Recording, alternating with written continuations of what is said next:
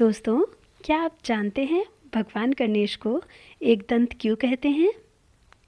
तो चलिए इसके पीछे की कथा जानते हैं।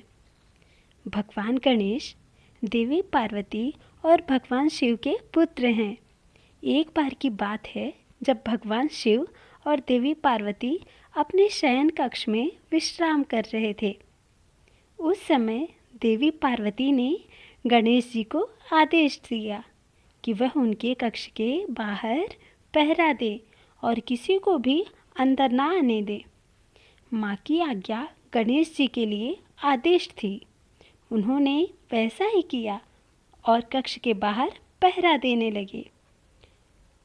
उसी समय अचानक परशुराम जी वहाँ आ पहुँचे।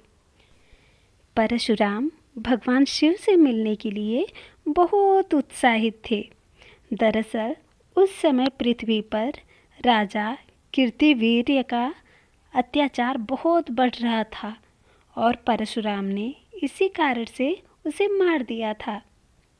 यह खबर भगवान शिव को देने के लिए वह कैलाश पधारे थे। भगवान शिव के कक्ष की ओर परशुराम को तेजी से बढ़ता देख गणेश जी उनके रास्ते में आ गए और उन्हें रुकने को कहा।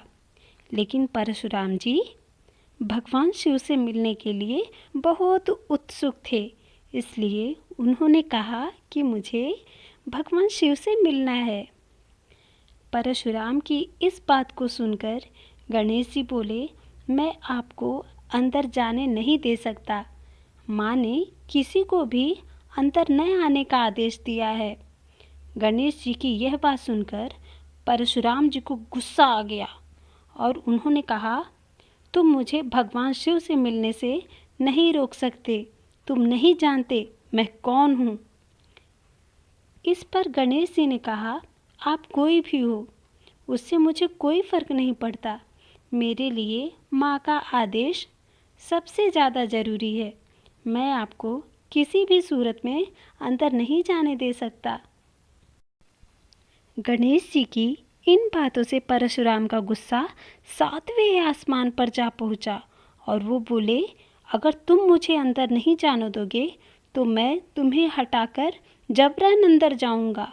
इतना कहकर परशुराम आगे बढ़ते हैं, लेकिन गणेश जी परशुराम को अंदर जाने से रोकने के लिए धक्का दे देते हैं और परशुराम दूर जाकर गिरते हैं।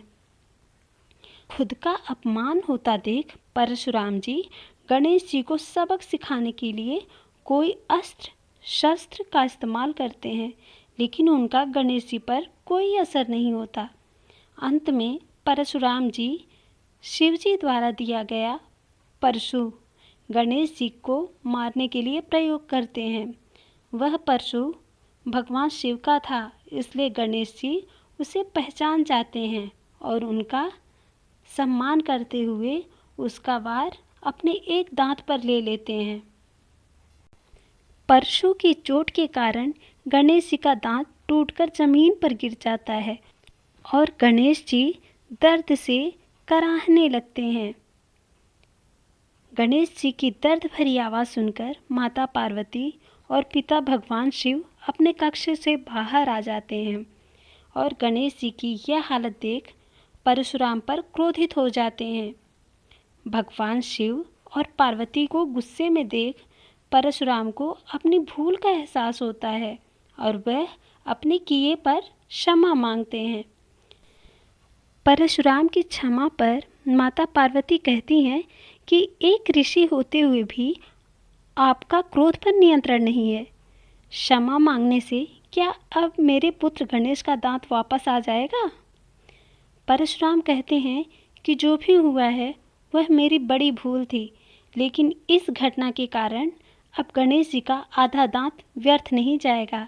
इस घटना के कारण ही अब से पूरी दुनिया में गणेश जी को एक दंत के नाम से भी जाना जाता है। तो दोस्तों, कहानी कैसी लगी कमेंट में ज़रूर बताएं।